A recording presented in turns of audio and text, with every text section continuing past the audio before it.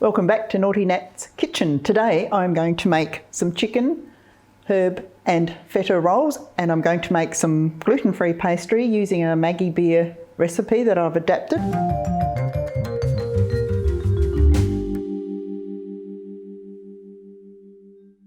So our ingredients are some gluten-free plain flour, butter, sour cream and some xanthan gum, and maybe a little bit of water if it's not combining properly. So I'm going to use my food processor. So we're popping the flour and the butter in and just letting that mix until it resembles breadcrumbs. So in goes your flour, 150 grams. We've got 250 grams of flour, 150 grams of butter. Just give that a little bit of a pulse.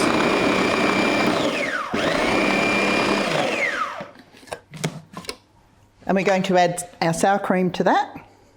I've used salted butter, so I'm not going to worry to add some extra salt to it. So I'm just going to pulse this a little bit, and if it doesn't come together, I'm going to add a little bit of cold water. So I have about a third of a cup here, and we'll see how we go. I won't add it all at once.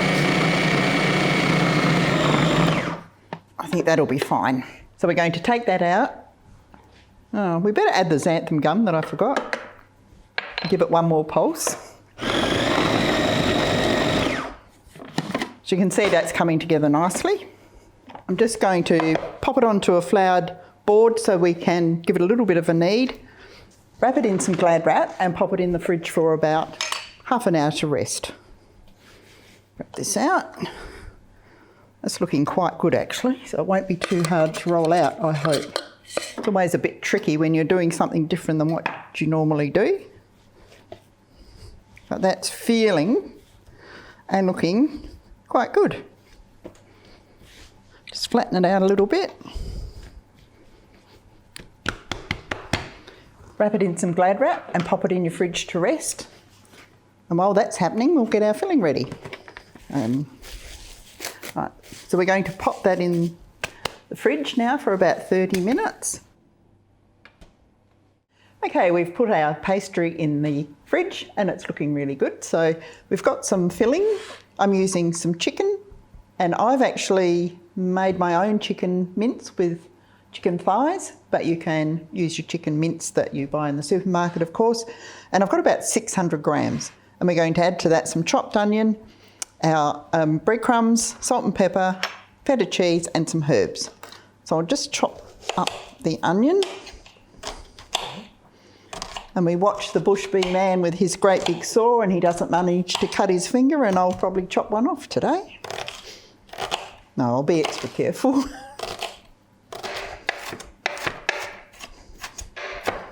That will do. Don't need to be too fussy.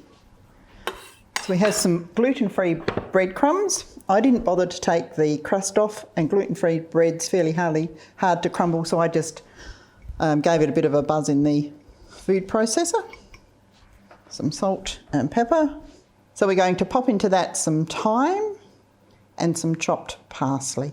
And I'm going to give that a mix before I put in the feta cheese, because you don't want your feta cheese to be too crumbled up. There we go, that will do. Don't have to be too pedantic and too fussy.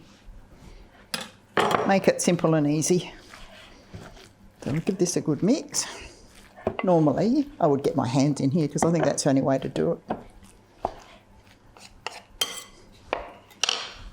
Much easier with your hands. Look at that. So give that a good mix. Make sure your breadcrumbs and everything's mixed through nicely.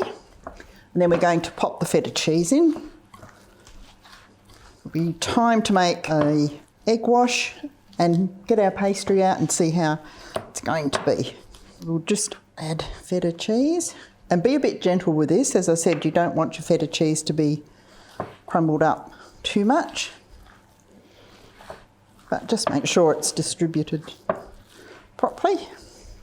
And you also don't want some really big lumps either. So then it's time to rescue our pastry out of the fridge and see how it's going to roll up. There we have our pastry, And let's keep our fingers crossed that this is going to work. So I'm going to put a bit of a dust with flour. We don't want it to stick to the board. And the same with the rolling pin. And the object would be to roll it out into pretty much a square or an oblong. Certainly don't want it to be round. When it's hard to roll out, you know it's not going to be that good. Wow, I'm really happy with that. So reasonably thin. Hopefully it won't break up, so you can just see that that's nice and thin. Just loosen it up a little bit. Looking good. So we're just going to make a little bit of an egg wash with some egg and milk.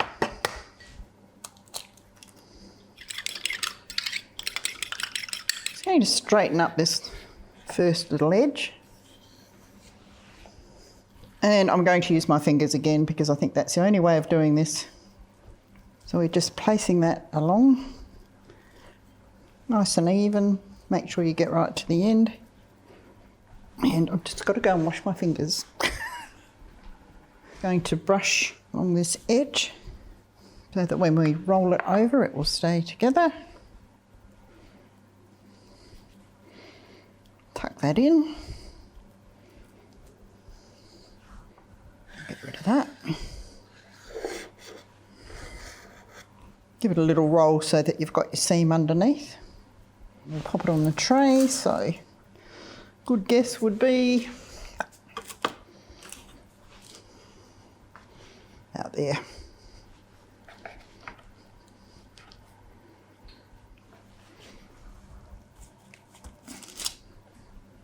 Put that one there and we can do another roll.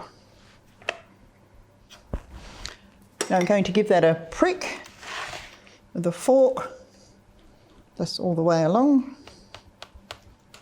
These are the rejects that Peter always gets. He's only allowed rejects, he tells me. And I'm just going to mark these at about where you'd like them cut afterwards. So we're going to brush the top with our egg wash again. And we're going to pop those in a reasonably hot oven, so about 190 degrees Celsius. And they're probably going to take about 25 minutes, but we'll keep an eye on them. They need to be nice and brown, but they also need to be cooked inside. Okay, I think they're nicely cooked. They've taken about 25 to 30 minutes. We shall just slice them up and pop them onto our serving board. And they're smelling pretty good. There's an extra special one for the cameraman, a bit bigger. So we'll serve that with some of our lovely Beerenberg gluten-free tomato sauce. And there you have our chicken feta and herb rolls made with gluten-free pastry, which is looking pretty good.